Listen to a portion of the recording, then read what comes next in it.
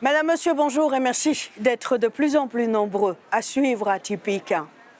Il y a des Arabes qui inventent un peuple fictif et prétendent à des droits fictifs sur la terre d'Israël, seulement pour combattre le mouvement sioniste. C'est la vérité historique, c'est la vérité biblique. Et cette vérité, les Arabes en Israël doivent l'entendre, de même que certains Juifs qui sont confus en Israël. Cette vérité doit être entendue ici, au palais de l'Élysée et à la Maison-Blanche, à Washington. Et tout le monde doit entendre cette vérité, car c'est la vérité. Ces propos ont été tenus par le ministre israélien des Finances, Bezalel Smotrich, en visite privée à Paris, la capitale des Lumières. Les réactions ne se sont pas fait attendre. De Washington à New York, en passant par Bruxelles, Alger, Riyad, Damas et Ramallah, tous condamnent des propos négationnistes, dangereux et inadmissibles. Et demain, faudrait-il annexer également la Jordanie et la Syrie? N'est-ce pas cela le projet sioniste? Le grand Israël devra-t-il s'étendre du grand Golan syrien jusqu'au Sinaï égyptien? Et tant qu'à faire, de Riyad à Rabat. Et après-demain, il élira domicile à Cordoue. Et de Madrid, il se propagera jusqu'à Berlin. Et il ne faut surtout pas oublier d'annexer une partie de l'Afrique, de Tunis jusqu'en Éthiopie. N'est-ce pas aussi une vérité biblique que de reconnaître aux Falachas de vivre dans le grand Israël de Bezalel Smotrich? Mais au-delà des déclarations et contre-déclarations, comment vivent au quotidien les Palestiniens dans les territoires occupés? Et qui osera dire à Israël ses obligations de respecter le droit international tout court et le droit international humanitaire?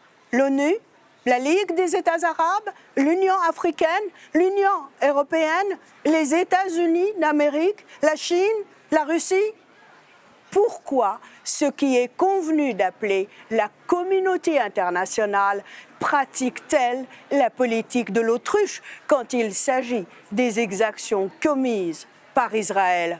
Des questions et bien d'autres, je les poserai à Salima Yenbou, membre du Parlement européen du groupe Renew, de retour des territoires occupés, à Adel Atiyeh, ambassadeur et chef adjoint de la mission de l'État palestinien auprès de l'Union européenne, à Jacques-Marie Bourget, journaliste, écrivain français, et Ahmed Ben Saada, auteur et enseignant.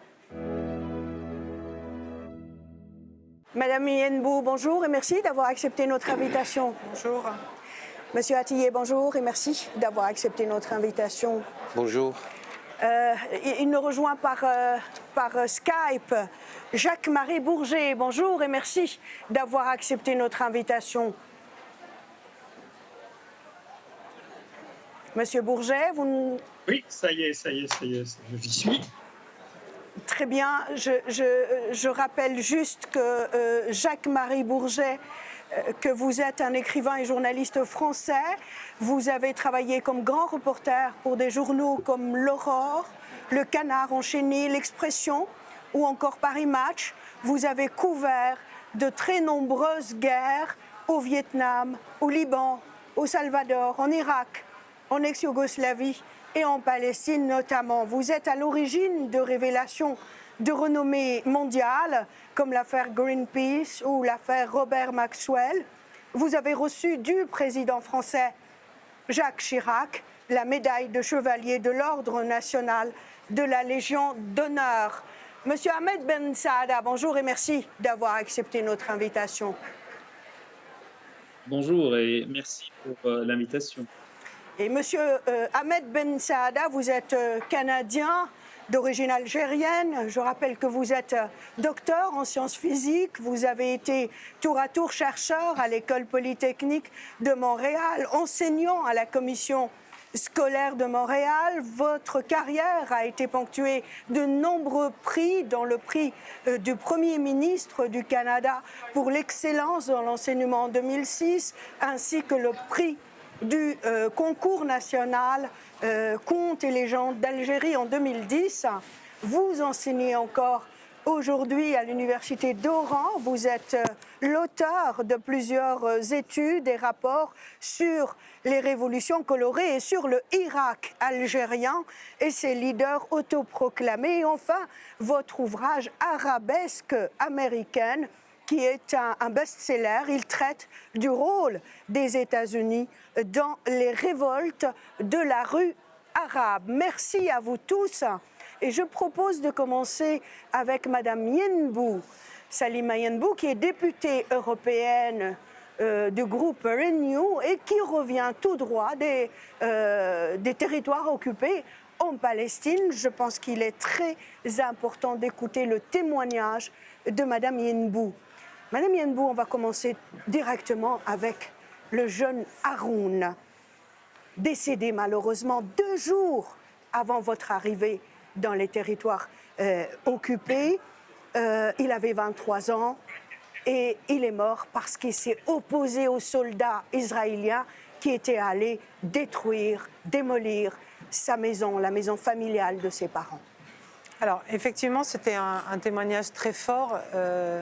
Et lorsque nous avons organisé cette rencontre, nous pensions le voir vivant. Et lorsqu'on est arrivé, la famille était en deuil, une maman effondrée, parce que son fils est mort pour avoir défendu, alors non pas sa maison, mais l'appareil qui donnait de l'électricité, parce qu'à l'endroit où il vit, tout autour, vous avez des colonies israéliennes. Donc il vit dans une cuvette, c'est toujours comme ça, il est dans une cuvette. Et vous avez des colonies autour qui, eux, des colonies israéliennes, et les Israéliens ont droit à l'eau courante, à l'électricité, etc. Alors que lui ne pouvait pas. Donc il avait un générateur. Et un 31 décembre, on est venu détruire ce générateur. Il s'est interposé. Et bien évidemment, l'armée israélienne qui était venue ne l'a pas tiré dans les jambes. Si tant est qu'il y a eu besoin de tirer, il lui a tiré une balle dans le cou. Et ce gamin était paralysé. Et autant les Israéliens ont le droit à l'eau courante, à l'électricité, mais aussi à l'hôpital, aux soins de santé. Lui, on a empêché sa famille d'aller en urgence se faire soigner. Il y est allé un peu plus tard. Et ensuite, tout était compliqué pour aller à l'hôpital pour des soins assez graves. Et en fait, ses jambes ont gangréné et il est mort après un peu plus de 2 ans de souffrance atroce. Et il avait une petite maison qui a été financée d'ailleurs par l'argent européen. Et cette maison était couverte de bâches pour éviter que les Israéliens la voient et viennent la détruire, afin que sa famille, enfin ses parents, puissent y loger maintenant. Donc quel esprit sont aujourd'hui ses parents, sa famille, ses frères et sœurs? Alors c'est très étrange, hein, c'est que ce sont des gens qui n'ont pas de haine. C'est ça qui est très étrange, que vous trouvez partout. On a été aussi discuter avec des jeunes à Jérusalem-Est. Et il y a un courage incroyable. Cette maman était dans son deuil, comme toutes les mamans du monde. Et elle faisait un peu abstraction de l'histoire qu'il y avait autour. Elle était vraiment dans son deuil. Comme toute maman en Ukraine aujourd'hui ou dans toute autre partie du monde, qui perd son enfant à 23 ans, qui devait se marier. En plus, ce jeune devait se marier. Donc c'était vraiment très, très, très dur et sans doute le témoignage le plus difficile. Comment ça se passe pour les enfants palestiniens qui veulent aller à l'école dans cette région? Alors, par exemple, quand vous allez à Massafar Yatta, on a vu des Israéliens qui étaient volontaires, de jeunes Israéliens, qui accompagnaient à l'aller et au retour des enfants qui voulaient aller à l'école pour les protéger des soldats israéliens. Donc c'est très compliqué. Et même, on pourrait aller plus loin si on allait regarder des enfants palestiniens, mais qui ont la nationalité israélienne par leurs parents. Pour eux aussi, c'est plus compliqué. Ils n'ont pas exactement les mêmes droits, les mêmes enseignements. On leur impose, par exemple, le programme d'histoire israélien. Ils n'ont pas le droit de connaître leur propre histoire. Donc même pour eux, qui ont cette nationalité israélienne, c'est compliqué. Donc à partir du moment où on est palestinien, aller à l'école est très compliqué. Le niveau pour les enfants israéliens palestiniens, c'est en dessous des autres écoles. Donc tout est compliqué. J'ai vu il y a très longtemps en France une émission où on montrait le chemin difficile d'enfants en Afrique pour aller à l'école, parce que c'était très éloigné. Là, d'une part, ça peut être très éloigné, puisque d'un village à l'autre, c'est compliqué. Mais en plus de ça, chaque enfant risque sa vie si jamais il croise des soldats israéliens et qu'il y a un geste d'amusement qui peut être mal interprété. Non, c'est vraiment dramatique. L'objectif, c'est de ne pas instruire les enfants palestiniens. Monsieur Atiyeh, vous qui êtes palestinien, dites-moi s'il vous plaît, comment est-ce qu'on peut reconnaître physiquement un Palestinien, puisqu'il est israélien, un Palestinien dans le cas où il a la nationalité israélienne, et un autre, c'est-à-dire un juif, qui a aussi la nationalité israélienne. Ma question n'est pas anodine, en fait, parce qu'ils se ressemblent tellement, ils sont de la même région, en fait, surtout quand il s'agit de juifs séfarades et de Palestiniens musulmans ou chrétiens. Oui, tout à fait. Lorsque vous rencontrez des juifs séfarades d'origine arabe et nous, les Palestiniens, il est difficile physiquement de distinguer qui est le Palestinien, qui est le chrétien, qui est le juif ou qui est le musulman. Là, c'est difficile, alors que lorsque vous comparez avec les Ashkénazes, là, il y a quand même des signes physiques qui distinguent l'un de l'autre, hein, sur le plan physique. Ils sont plutôt européens. Hein. Maintenant, tout à fait, c'est plutôt un type européen, blanc aux yeux bleus, très souvent. Maintenant, sur la vie quotidienne, comment est-ce qu'on peut distinguer entre Palestiniens et entre un Israélien? Si on met l'aspect physique à part, ben Israël a établi un régime de discrimination et d'apartheid.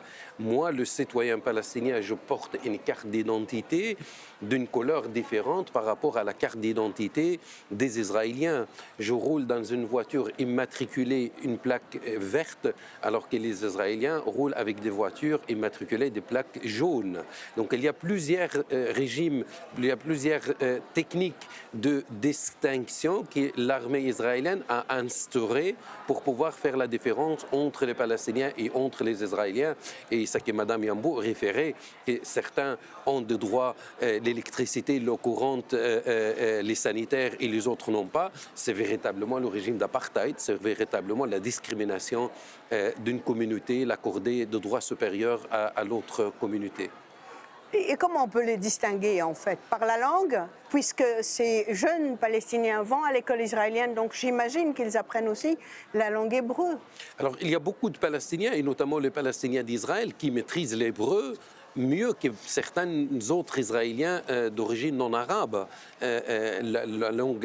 L'hébreu, c'est une langue sémite, c'est proche à la langue arabe, donc il est très facile pour les Palestiniens de maîtriser la langue arabe. D'ailleurs, il y a beaucoup de Palestiniens, par la force de travailler avec les Israéliens en Israël quotidiennement, ont appris, sont familiers avec l'hébreu. Là, encore une fois, parfois, deux personnes, un Palestinien et un Israélien juif d'origine séfarade, vous ne pouvez pas les distinguer parce que tous les deux, lorsqu'ils se mettent à parler hébreu, ils parlent parfaitement. Donc physiquement, sur le plan physique, il est difficile d'établir une distinction, mais sur le plan pratique, là, vous pouvez voir dans la carte d'identité de chacun, même s'ils sont israéliens, vous pouvez trouver une référence à l'origine ethnique ou à la religion.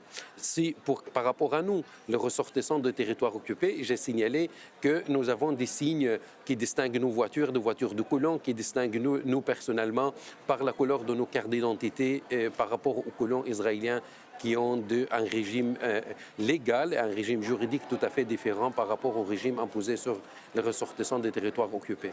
Madame Yem, vous voulez réagir? C'est très important ce qu'il vient de dire, Monsieur l'ambassadeur, par rapport à la carte d'identité où on dit que votre religion et votre origine. Au-delà de ça, c'était par rapport aux voitures que je voulais réagir, c'est que le dernier jour de ma mission, je suis allée avec un prof d'histoire palestinien sur une espèce de petit mont.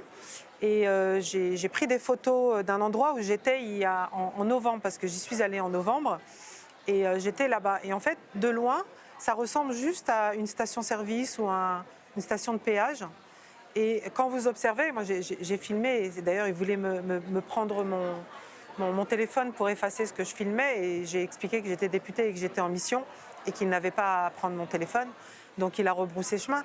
Mais en fait, de loin, vous voyez les voitures arriver sur cette grande route avec les plaques jaunes et vertes, et puis on a l'impression en fait qu'ils viennent prendre de l'essence, mais non, pas du tout, c'est un filtre. Et vous voyez les voitures se diviser, et en fait, les voitures israéliennes, vous les voyez continuer la route des colonies pour rejoindre Jérusalem. Et les voitures palestiniennes, vous les voyez aller vers la gauche et disparaître derrière un mur. Derrière un mur qui appartient ou qui cache des habitations palestiniennes. Donc il y a vraiment une situation d'apartheid où on sépare les gens. Il y en a qui ont le droit, donc les Israéliens ont le droit d'aller sur ces routes-là, et les autres, on les oblige à faire des contours par des routes palestiniennes qui sont cachées. C'est-à-dire que quand vous êtes, parce que je suis venue par cette route, et vous ne les voyez pas, puisqu'ils sont de l'autre côté du mur. Les routes sont parallèles, mais de l'autre côté du mur.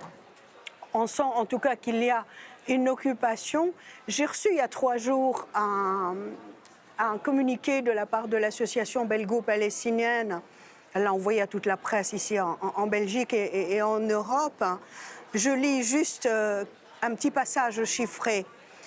À l'heure où nous écrivons ces lignes, 84 Palestiniens ont été tués par les forces d'occupation israéliennes et par des colons illégaux, soit une moyenne d'une personne tuée par jour en 2023, dont 13 enfants. Cette situation va de pair avec une augmentation des expulsions, des démolitions de maisons et l'expansion des colonies, donc, dont Mme Yenbou parlait tout à l'heure, et c'est de visu qu'elle est allée confirmer les dires des médias en général. Monsieur Jacques-Marie Bourget, je ne sais pas, j'espère que vous nous entendez clairement. Je vous entends très très bien. Je voulais juste vous demander comment est-ce qu'on pourrait contraindre Israël à respecter le droit international tout court et le droit international humanitaire. Écoutez, il y a une chose très, très simple. Il y a un grand journaliste qui écrit pour un grand journal, c'est Gideon Lévy, qui écrit dans le quotidien israélien Haaretz. Et il y a quelques jours, il a publié un texte absolument implacable, dans lequel il dit, pour de nombreux Israéliens, l'instauration d'une vraie démocratie équivaut à la destruction de l'État d'Israël. Et pourquoi ? Parce qu'Israël est conçu bien sûr comme un État religieux, et cet État religieux est colonialiste. Donc comment voulez-vous rendre compatible la démocratie avec le fait de coloniser un peuple, de ne pas respecter les lois internationales, de bombarder à l'occasion, de mettre des citoyens, des êtres humains en rétention administrative pendant des années sans aucun motif d'inculpation, de les faire prisonniers en Palestine, en Cisjordanie, et de les transférer en Israël, ce qui est illégal. Donc aujourd'hui, quand je vois ces manifestations massives demandant le retour à la démocratie, le mot est un peu abusif, mais je trouve ça, il y a un côté un peu inconscient, voire une sorte de farce, parce que Israël n'a jamais été une démocratie, autrement que sur le papier, mais vous ne pouvez pas être une démocratie, occuper un pays voisin, un peuple voisin, et ne respecter aucune des règles internationales, tout en bombardant des habitations civiles, en tuant des enfants et des choses comme ça. Donc, à la limite, le régime de M. Netanyahou correspond plus à la politique d'Israël que les gens qui se prétendent démocrates. Monsieur Ahmed Ben Saada, c'est vrai, vous êtes de l'autre côté de l'Atlantique, vous êtes au Canada, mais vous suivez l'actualité en Europe. Comment est-ce que vous pouvez expliquer l'impuissance de l'Union européenne à réagir avec force, comme elle le fait en ce moment à l'encontre de la Russie par rapport à la crise ukrainienne? Et qu'est-ce qu'il faudrait faire pour changer cela, à votre avis? C'est vrai que je suis loin de cet endroit du monde, mais la question palestinienne est une question fondamentale pour tous les Algériens, et pas seulement les gouvernements successifs, mais le peuple algérien est très solidaire avec la question palestinienne. Et juste avant de répondre à cette question, j'aimerais citer Gideon Lévy, mon ami Jacques-Marie a cité avant moi. Et il dit « Vraie démocratie mettra fin au suprémacisme juif, qu'ils appellent sionisme, et à l'État qui s'appelle juif et démocratique. » Donc, par définition, l'État d'Israël n'est pas un État démocratique. Et ça, c'est pas ce qu'on entend dans les médias mainstream, ce n'est pas ce qu'on entend en Occident. Et tant que Israël sera le bébé gâté de l'Occident, toutes ces exactions continueront.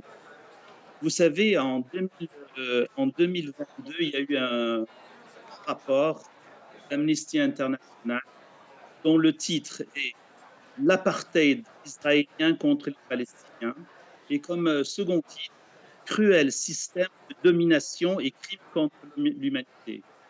Il n'y a aucun pays pour lequel on a écrit un rapport qui n'a pas reçu de sanctions. Donc, c'est absolument incompréhensible que le Parlement européen ne prenne pas de sanctions contre ce pays. Et quand on voit des sanctions contre d'autres pays pour des affaires beaucoup moins importantes, on se pose des questions. Est-ce que c'est un Israel Gate, c'est-à-dire que Israël doit soudoyer, comme il a l'habitude de faire les parlementaires européens qu'on a vu dans le Marogate ou dans le Qatar Gate, ou alors c'est juste autocensure, de peur d'être stigmatisé par les politiciens, par l'Occident qui considère que Israël est le seul phare de liberté et de démocratie au Moyen-Orient. Monsieur Attia, vous ne pensez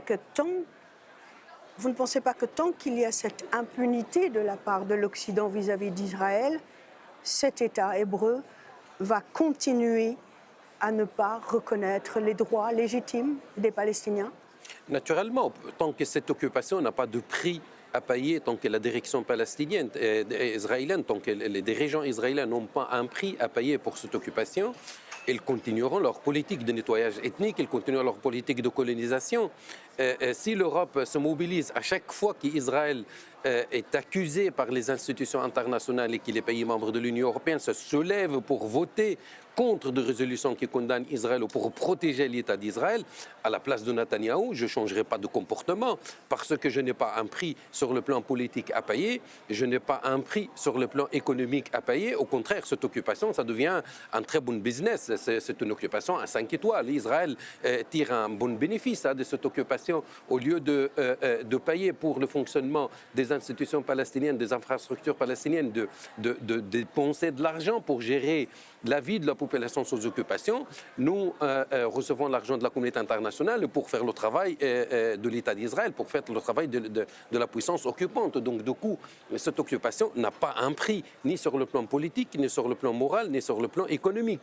Et tant qu'Israël est à l'abri des critiques, tant qu'Israël se sent dans l'immunité totale par rapport au droit international, je pense que les dirigeants israéliens ne changeront pas de comportement. Le problème, c'est Israël, oui, mais le deuxième problème aussi, c'est la communauté internationale, et notamment le pays de l'Occident, qui sont complices aujourd'hui.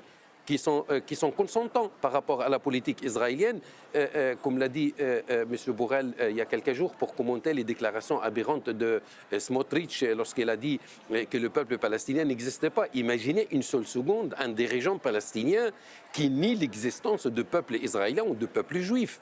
Là, on aura certainement des déclarations de toutes parts pour condamner, alors que les déclarations de Smotrich, malgré que c'est des déclarations totalement aberrantes, sont presque pratiquement passées inaperçues chez certaines personnes. Donc, tant qu'Israël ne paye pas le prix de cette occupation, je crains fort que la politique israélienne ne changera pas de cap et qu'on continue à tuer, qu'on continue à coloniser, qu'on continue à appeler à détruire, à raser des villages et à tuer plus des gens, des enfants, comme l'histoire que Mme Yamboul a signalée tout à l'heure de cet enfant palestinien, le malheureux qui allait cultiver sa terre, qui se trouve avec une balle dans le cou. Monsieur l'ambassadeur dit que l'Occident est complice de cette situation. Madame Yenbou, vous êtes députée dans un Parlement qui compte un peu plus de 700 députés de 27 pays de l'Occident, et non les moindres.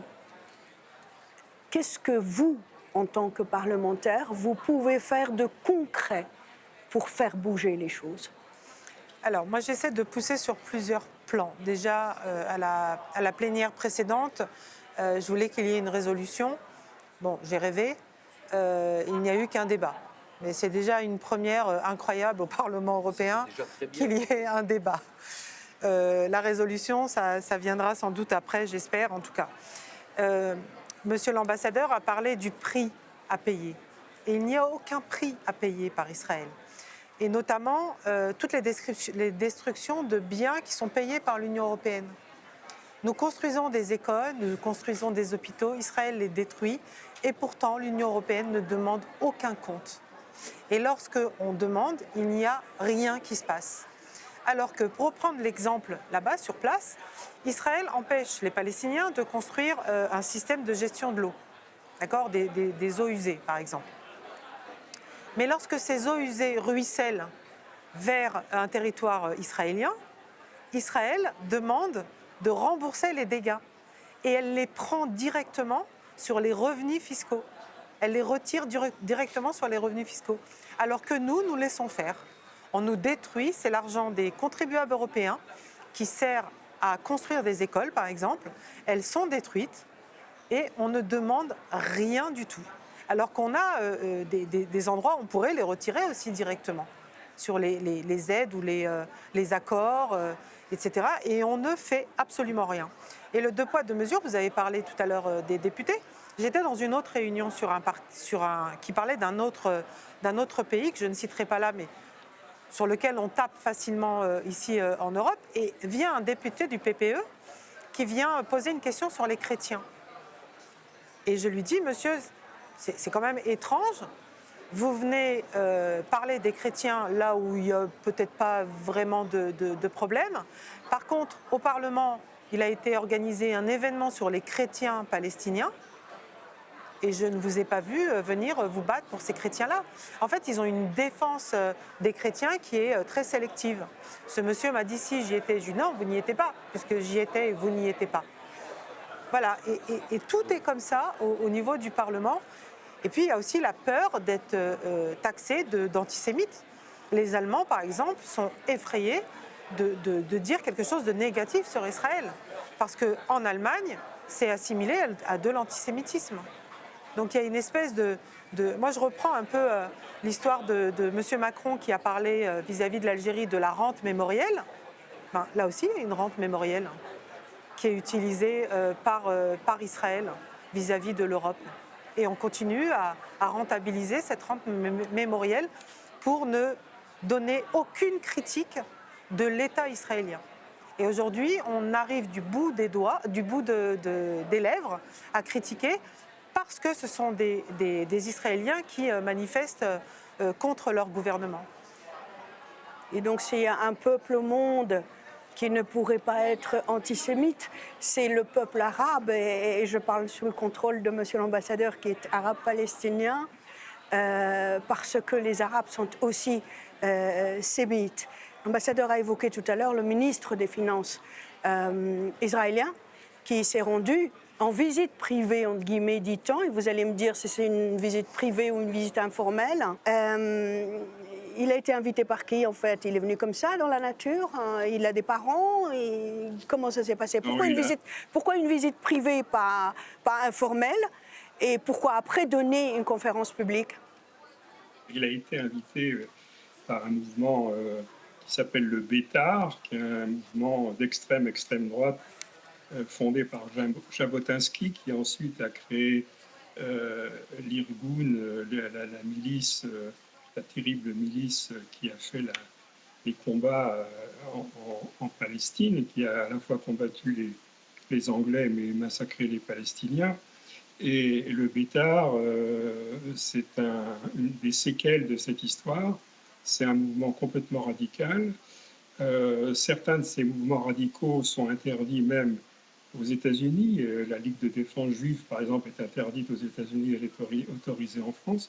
Donc M. Smotrich est venu à l'invitation de ce Bétar et au départ aussi du KKL. Le KKL, c'est un mouvement soi-disant pour venir en aide à l'armée israélienne, pour son bien-être et tout ce qu'on veut.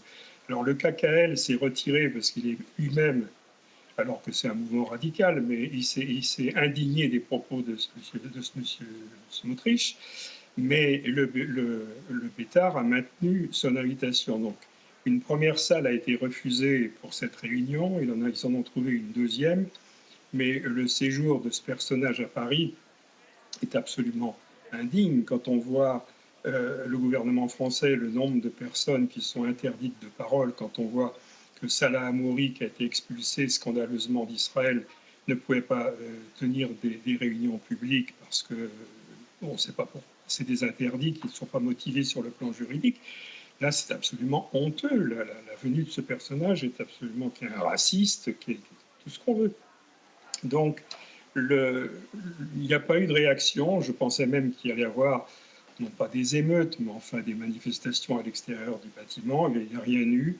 C'est une espèce de résignation. Et pour en venir à l'Europe, si vous voulez, c'est quand même absolument la politique européenne par rapport à Israël est scandaleuse. C'est-à-dire qu'Israël, l'Europe considère qu'Israël est un État européen, en fait, avec des passe-droits sur le plan juridique qui sont multiples. On nous a fait une loi sur la condamnation du BDS sur le boycott des produits israéliens, qui est absolument honteuse. Et on nous a fait un texte, l'Europe nous a fait un texte sur une définition de l'antisémitisme, ou de l'antisionisme, qui est un autre scandale. C'est-à-dire que c'est une arme de destruction massive. C'est-à-dire que si vous êtes un anticolonialiste sincère, que vous n'avez rien de raciste en vous, c'est mon cas, et que vous voulez condamner la colonisation israélienne, vous allez, être condamné par la justice et mis au banc de l'infamie en tant qu'antisémite. Et tout ça, c'est issu de textes, de règles, de règlements qui proviennent de Bruxelles et du Parlement israélien, du Parlement européen. Le Parlement européen a un rôle absolument honteux et déshonorant de non-intervention dans cette situation en Israël et en Palestine, qui n'est ni une guerre ni un conflit. On demande tout simplement l'application de la justice et l'application des déclarations de l'ONU. C'est pas très compliqué. Monsieur Ben Saada, le ministre des Finances israélien, Monsieur Bezalel Smotrich, est allé à Paris pour dire aux Parisiens, aux Français et à qui veut l'entendre que la Palestine n'existe pas, que le peuple palestinien n'existe pas, et qu'il est temps d'annexer toute la Palestine et au-delà, une partie de la Syrie, la Jordanie d'aujourd'hui et plein d'autres territoires autour. Le négationnisme aujourd'hui, comment il est perçu? Par exemple, dans votre pays d'adoption, un grand pays démocratique qui est le Canada. Alors, ce que je dois dire, en fait, le Canada n'est pas différent des autres pays de l'Occident. Bien au contraire, lorsque je regarde, vous savez, depuis 2015, il y a eu 140 résolutions de l'ONU contre Israël. Et pour le reste du monde, il y en a eu 68. Ça veut dire que Israël est le pays le plus condamné par l'ONU. Et quand on voit les pays qui votent contre ces résolutions, la plupart du temps, c'est les États-Unis et le Canada. Donc, nous ne faisons pas d'illusions par rapport au rôle du Canada quant aux droits du peuple palestinien. C'est certain que le Canada fait partie de l'Occident et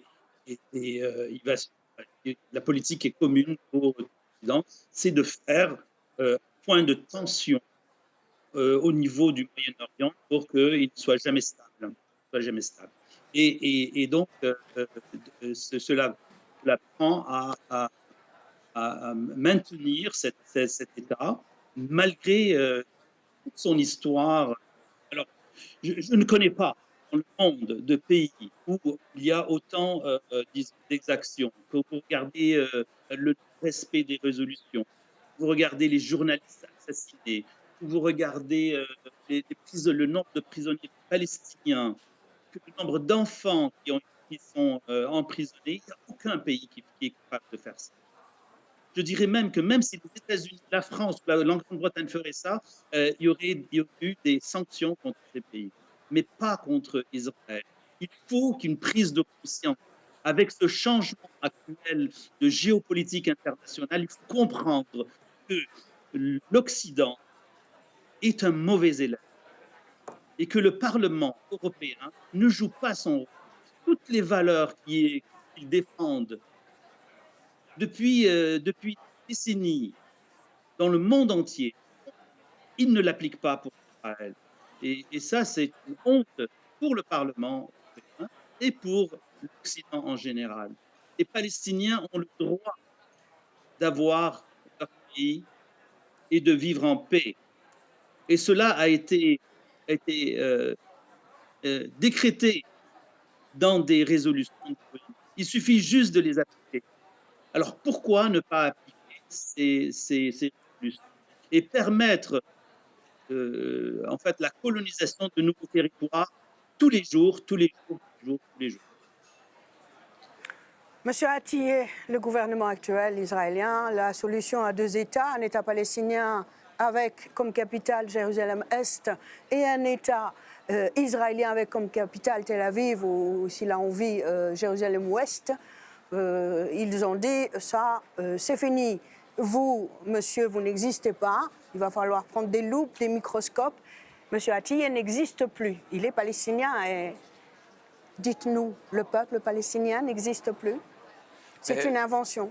Les déclarations de Smotrich, je pense que c'est un mécanisme connu en psychologie et notamment l'analyse des tueurs en série, de criminels avec des charges très lourdes, ont souvent tendance à nier l'existence de l'autre pour pouvoir justifier le crime et pour pouvoir nier la gravité du crime qu'ils sont en train de commettre à l'égard d'une tierce personne. C'est très bien étudié, c'est très bien documenté dans les études psychologiques.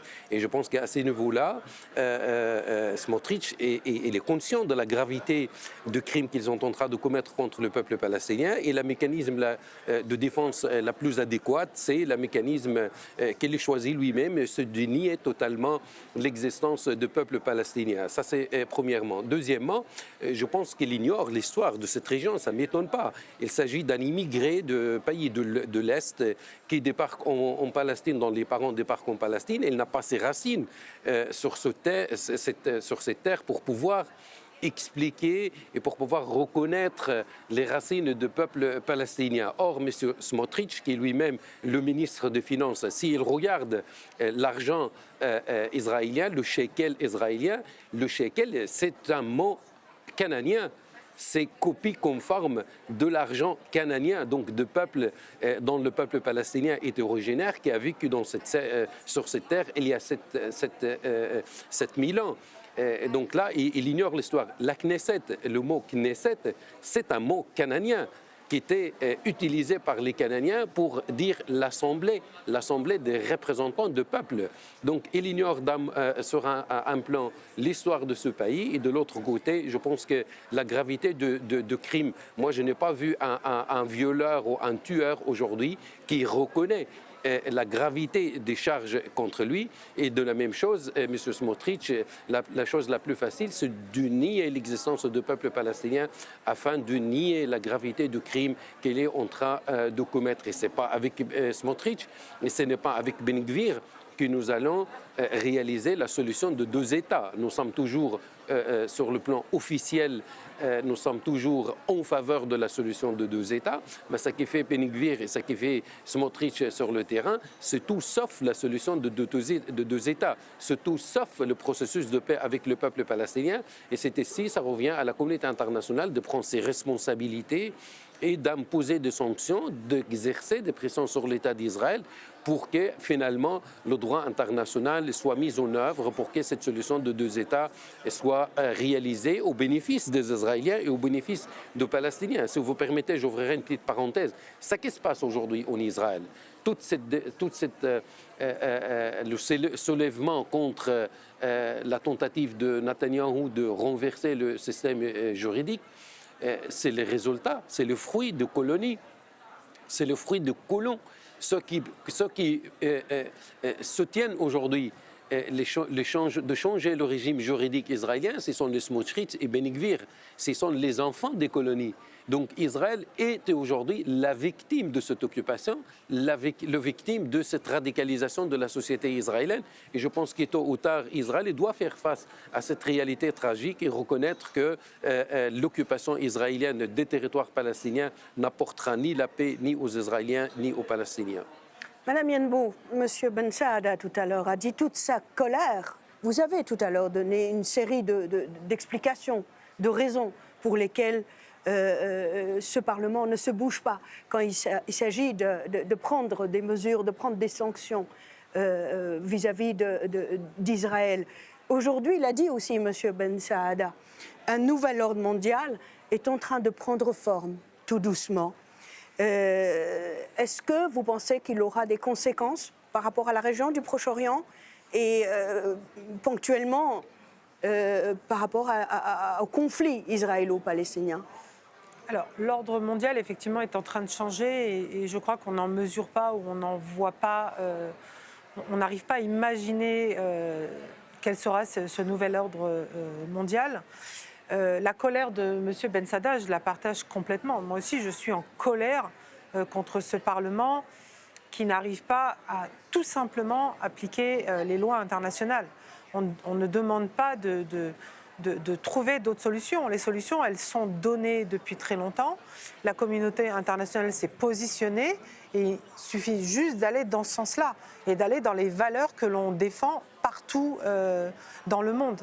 Et je crois qu'on joue aussi notre crédibilité sur cette histoire. Comment porter les valeurs dans un pays alors même qu'on ne les porte pas pour un autre pays, un conflit qui est là, qui est gelé depuis très longtemps et qu'on laisse pourrir. Et cette impunité, comme l'a dit monsieur l'ambassadeur, pour moi, c'est exactement la même impunité. L'impunité d'hier et l'impunité d'aujourd'hui, c'est juste la victime de cette impunité qui change, ou en tout cas le peuple israélien qui s'est ajouté comme victime de cette impunité. Mais on est exactement. Et pour ce qui est de l'ordre mondial, on le voit bien. Et là, il y a aussi un problème par rapport aux aides, parce que les pays arabes aussi ont abandonné la Palestine pour la grande majorité d'entre eux. Et notamment suite aux accords d'Abraham. Donc on a abandonné la Palestine, on ne donne plus de fonds pour les Palestiniens. Et aujourd'hui, qui frappe à la porte de la Palestine? La Chine. Cette même Chine qu'ici, on essaie de combattre justement pour essayer d'équilibrer cet ordre mondial. Donc il va falloir à un moment se positionner par rapport à ça. Si on ne veut pas que la Chine soit aussi le prochain donateur de la Palestine, l'Union européenne est le premier donateur avec les États-Unis. Mais il va falloir aller un peu plus loin parce qu'on ne peut pas s'acheter une conscience indéfiniment en donnant de l'argent. On est obligé à un moment de se positionner. Et moi, je me bats sur tous les fronts pour que l'on applique tout simplement le droit international et comme l'ont dit vos invités, qu'il y ait des sanctions au même titre qu'on met des sanctions à d'autres pays, et qu'enfin les lignes concernant les droits humains et le respect de ces valeurs, qui sont écrites dans tous les accords d'association, soient enfin respectées et remis au-dessus du panier, et qu'on demande que ce soit mis en œuvre bien avant de s'échanger des gros sous. Madame Yambou, je rappelle que vous avez fait publier une très belle carte blanche dans le journal numéro 1 francophone belge Le Soir de Belgique. Donc j'invite nos téléspectateurs à lire votre carte blanche. Vous avez donné aussi une interview au journal français, j'allais dire francophone, bien sûr, qui sont tous francophones en France, Libération aussi. J'invite nos téléspectateurs à lire cette interview qui est une sorte aussi de témoignage par rapport à votre visite dans les territoires occupés il y a maintenant quelques mois, on va dire. L'émission précédente, nous l'avions aussi consacrée à la Palestine, en présence de monsieur l'ambassadeur ici, mais aussi en présence de votre consoeur, votre collègue Anna Miranda, qui, elle, je le rappelle, avait été expulsée sur un vol vers Madrid, l'Espagne, donc son pays d'origine. En tant que députée européenne, elle a été refusée, donc on n'a pas accepté qu'elle passe dans les territoires. Et quand elle avait dit à la policière israélienne « Pourquoi vous vous comportez ainsi avec moi ?» Elle lui a dit, mais on l'avait dit, monsieur Adel Attiyeh, elle lui a dit, mais Anne Miranda lui dit, mais écoutez, je suis députée européenne. Elle lui répond, mais qu'est-ce que vous êtes? Le Parlement européen, c'est rien ici. Donc, elle avait résumé, en fait, comment est perçue l'Union européenne, l'Europe en général, par rapport aux exactions commises tous les jours, comme je le disais dans le communiqué de l'association belgo-palestinienne, tous les jours que Dieu fait, un enfant, un homme, une femme, un vieillard est assassiné et tué par l'État d'Israël au su et au vu du monde entier sans que l'Union européenne ne lève le doigt. Vous allez me dire, je vous laisse le temps parce que je vais poser la question à mon confrère Jacques-Marie Bourget. On est à un an des prochaines élections législatives européennes au niveau du Parlement européen. Qu'est-ce que vous diriez à vos électeurs la prochaine fois? Quels sont vos dossiers les plus chauds, les plus importants que vous voulez défendre au profit de vos électeurs européens? Monsieur Bourget, votre avis aussi par rapport à ce nouvel ordre mondial qui se dessine? C'est la seule issue, c'est ce nouvel ordre mondial. C'est clair qu'on va avoir maintenant un monde qui va être divisé du nord au sud. L'Occident et l'OTAN vont tenter d'imposer des normes dites démocratiques, mais qui ne le sont pas, à des gens qui ne comprennent même pas ce qu'ils veulent dire. C'est-à-dire que si vous arrivez dans un pays et qu'il n'y a pas des droits de LGBT, vous êtes non démocratique. Moi, ça me pose aucun problème, le LGBT. Mais quand vous arrivez dans des pays qui ont été colonisés avec des exigences aussi sottes, et que vous mettez ces pays-là au banc des nations, c'est complètement ridicule. Moi, ce que je veux dire, c'est qu'en 1982, j'étais dans le camp de Sabra et Shatila pendant le massacre. J'ai compté les morts, j'étais tout seul avec mon photographe parmi les cadavres, les enfants, etc. En septembre de la même année, l'ONU a considéré que le massacre de Sabra Shatila était un acte de génocide. Le massacre de Sabra et Shatila, si les exécutants étaient des phalangistes libanais, les donneurs d'ordre étaient bel et bien Israël, et même Reagan a donné son feu vert. Eh bien, ce crime, qui a donc été considéré comme un génocide par l'ONU, est un crime imprescriptible. Et bien, il n'y a jamais eu la moindre tentative de sanction. Et pour aborder un chapitre plus personnel, en octobre 2000, les Israéliens m'ont envoyé une balle de M16 dans le poumon gauche, ce qui est quand même absolument dramatique. et aucune des conventions judiciaires ou juridiques, aucune enquête n'a été possible. Donc c'est un pays de non-droit. Et je tiens à revenir sur cet aspect. Le retour, soi-disant, à la démocratie est un leurre, est un mythe, parce que ce pays ne peut pas être un pays démocratique. Et la colonisation qui s'est le plus développée à une certaine époque, c'était sous la présidence, la direction de M. Shimon Peres, qui passait pour un humaniste, un homme de gauche, etc. etc. C'est l'existence même, quand je dis l'existence, ce n'est pas l'existence du peuple, je ne vais pas nier qu'il y a un peuple israélien qui est présent sur cette terre, mais la structure de l'État d'Israël, c'est-à-dire État religieux, n'est absolument pas compatible avec la paix dans cette région. Il faut qu'il y ait une modification des structures. Monsieur Ben Saada, j'aimerais que vous réagissiez à ce que Madame Yenbou a relevé tout à l'heure. Elle a parlé d'accords d'Abraham. Est-ce que ces accords d'Abraham ont remplacé ce qu'on avait appelé à l'époque la terre contre la paix, une proposition, une initiative qui avait été portée par l'Arabie saoudite et qui consistait à dire oui pour une solution à 2 États, reconnaissez l'État palestinien, nous serons prêts à normaliser les relations avec l'État israélien? Oui, sauf que les pays arabes qui ont normalisé leur relations diplomatiques avec l'État d'Israël n'ont rien eu en retour et ils n'auront jamais rien en retour. La normalisation des pays arabes comme la Jordanie ou l'Égypte, à part avoir eu leur territoire, n'ont pas abouti à des relations, disons, des peuples. Donc, ce sont des normalisations sur le papier qui arrangent beaucoup plus Israël que les pays arabes. Les pays arabes n'ont absolument rien gagné avec Israël et ils ne gagneront absolument rien.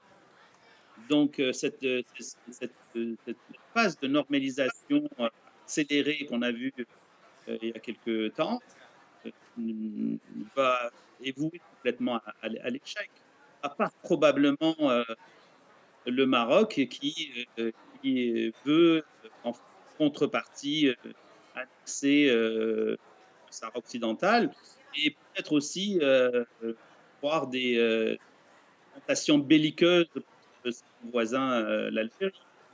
Donc, si on regarde ces accords, pour moi, ils sont plus et non avenus pour les Arabes. Et je ne comprends pas pourquoi ces pays ont normalisé, dans quel but ils ont normalisé. C'est assez sensible parce qu'ils font le jeu d'Israël, continuent dans ce que je disais, à traiter Israël comme un pays démocratique alors qu'il ne l'est pas. Tout à l'heure, j'ai oublié d'avancer dans ma réflexion, c'est que lorsqu'on voit, par exemple, lorsqu'il y a eu le conflit entre l'Ukraine et la Russie, il y a eu un vote où on a remarqué une séparation entre ce qu'on appelle l'Occident et le reste du monde. Et l'Occident se demandait, mais pourquoi et l'Occident seul? Dans les résolutions contre Israël, c'est la même chose qui se produit. C'est-à-dire que vous avez un Occident qui est soit ferme les yeux, qui fait pour ou s'abstient, et de l'autre côté, ceux qui votent pour les résolutions, le reste du monde. Donc, avec ce changement politique mondial, l'Occident montre en fait son vrai visage, c'est-à-dire un visage de 2 poids, 2 mesures, et considérer le monde comme des pays non développés et des gens à qui ne sont pas leurs égaux. Et c'est ça qu'on remarque justement avec l'imposition d'un État comme Israël, avec toutes les exactions quotidiennement, c'est que cet Occident s'isole du reste du monde parce qu'il n'applique pas les valeurs qu'il prône. Et j'aimerais aussi aborder un sujet, c'est celui des médias. Les médias mainstream font le jeu de l'Occident et c'est et vous remercier parce que c'est très rare qu'on ait une émission de ce type-là où on parle de la réalité des choses concernant le conflit entre le conflit palestinien. Et ces émissions-là devraient être beaucoup plus courantes, beaucoup plus présentes dans le paysage médiatique européen pour faire comprendre que Israël n'est pas ce qu'on pense. Israël commet des crimes et empêche la vie des Palestiniens de vivre correctement sur le terrain. Je vais demander encore à Jacques-Marie Bourget de conclure, mais aussi à Madame Yenbou. Mais je commencerai avec Adel Atiyeh. Et en guise de conclusion, Monsieur l'ambassadeur, rassurez-nous, ce n'est pas tous les pays arabes qui ont abandonné la Palestine. Je pense que la population arabe, en tout cas, il n'y a aucune population arabe qui a abandonné la Palestine ou qui a abandonné les Palestiniens. Maintenant, au niveau des gouvernements, il y a certains calculs. Et nous, on n'adhère pas du tout à ce mécanisme de faire les choses à l'envers.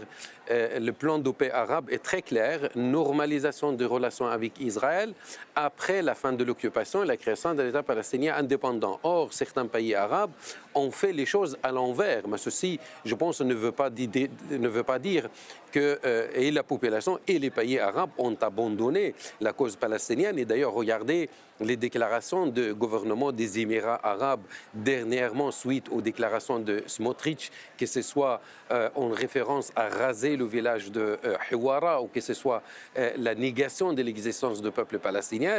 Les déclarations des pays arabes ont été très fermes et très claires là-dessus. Et je pense que ceci a dérangé les relations entre ces pays arabes et entre Israël. 30 secondes pour Madame Yenbou. 30 secondes pour vous dire mes objectifs pour l'année prochaine. Oui. D'accord. Alors moi, je vais continuer à me battre pour les droits humains partout dans le monde, malgré toutes les insultes que je peux essuyer sur mes réseaux sociaux. J'aimerais tellement le faire la tête haute avec un Parlement derrière qui défend de manière unanime tous les problèmes de droits humains en France, en Europe, que ce soit pour la Palestine, le Sahara occidental, mais aussi le Tibet, qui est un territoire aussi annexé. Donc je continuerai mon combat. Il y a aussi l'inclusion, en particulier le racisme. C'est un autre combat plutôt interne à l'Europe. Les questions écologiques, évidemment, puisque le drame de demain, ou de demain qui est aujourd'hui déjà, qui sera la lutte pour l'eau potable. Et puis, j'ai un dossier sur la fin de l'exploitation du travail forcé, qui sera aussi un beau dossier pour clôturer ce mandat. Je ne sais pas si je peux ajouter quelque chose par rapport à la question palestinienne. C'est qu'aujourd'hui, à Berlin, se tient une conférence où la coordinatrice de l'Union européenne va participer, mais aussi, surtout, le ministre israélien qui s'appelle Amichai Chikli, qui normalement est connu pour sa rhétorique haineuse et qui doit tenir un discours à l'occasion de la lutte contre l'antisémitisme. Donc on est encore dans cette problématique d'utiliser la lutte pour le peuple palestinien comme un élément antisémite. Nous l'avons condamné, il y a une lettre qui circule pour demander à ce que l'Union européenne ne soit pas représentée dans cette conférence. J'allais donner la parole à mon confrère, Jacques-Marie. L'ambassadeur veut 15 secondes, parce qu'on n'a vraiment pas le temps. Je voudrais, par rapport au travail de Madame Yenbou, je voudrais saluer son travail, son engagement, son courage d'aborder des sujets compliqués, difficiles. Le droit de l'homme, ce n'est pas toujours très facile de soulever au Parlement européen. Mais sincèrement, je voudrais saluer son courage là-dessus et j'espère que nous allons le revoir au Parlement et de revoir d'autres, Madame Yenbou aussi, qui seront aussi engagés en faveur de justice, de droit international, comme il est engagé. C'est vrai que le Parlement européen n'est pas très coloré. Il faut que vous fassiez des émules, hein, Madame Yenbou. Monsieur Bourget, à vous la parole, 30 secondes, s'il vous plaît. Il y a un élément qui n'a pas été évoqué, c'est le récent accord entre l'Arabie saoudite et l'Iran, qui va fortement décaler les relations entre les pays arabes et Israël. Pour le reste, moi, je n'ai aucun espoir dans quelques médiations, c'est absolument impossible. Donc, je pense qu'on va vers un chaos, vers la renaissance d'un conflit armé. C'est absolument terrible, mais je ne vois pas d'autre issue que ceci. D'ailleurs, il y a des groupes de jeunes qui commencent à se battre. D'ailleurs, ils en paient le prix. On a vu ça à Jenin et ailleurs. Et je pense que c'est le seul langage, hélas, que les Israéliens peuvent comprendre. C'est extrêmement triste. Je ne suis pas cynique en disant ça. Je suis désespéré parce que, bon, moi, j'ai suffisamment vu de guerre dans ma vie pour aimer la paix. Mais si vous voulez, là, d'illusion en illusion, on est au bout. Donc, il faut qu'il se passe quelque chose. Et en même temps, cette nouvelle division du monde va peser sur Israël, qui va peut-être perdre un tout petit peu de son arrogance. Mais on peut toujours rêver. Ahmed Ben Saada, je m'en voudrais si je ne vous redonne pas la parole pendant 15 minutes et on va me dire que je vous aurais discriminé. Allez-y, 15 minutes, à vous encore. 15 secondes ou 15 minutes? Non, 15 secondes, quel lapsus. Moi, j'aimerais juste dire, nous sommes de tout cœur avec le peuple palestinien et nous souffrons quand on souffre. Voilà. Merci beaucoup. Merci en tout cas à vous quatre d'avoir participé à cette émission. Madame, Monsieur, cette émission s'achève. Merci de l'avoir suivie. Au revoir.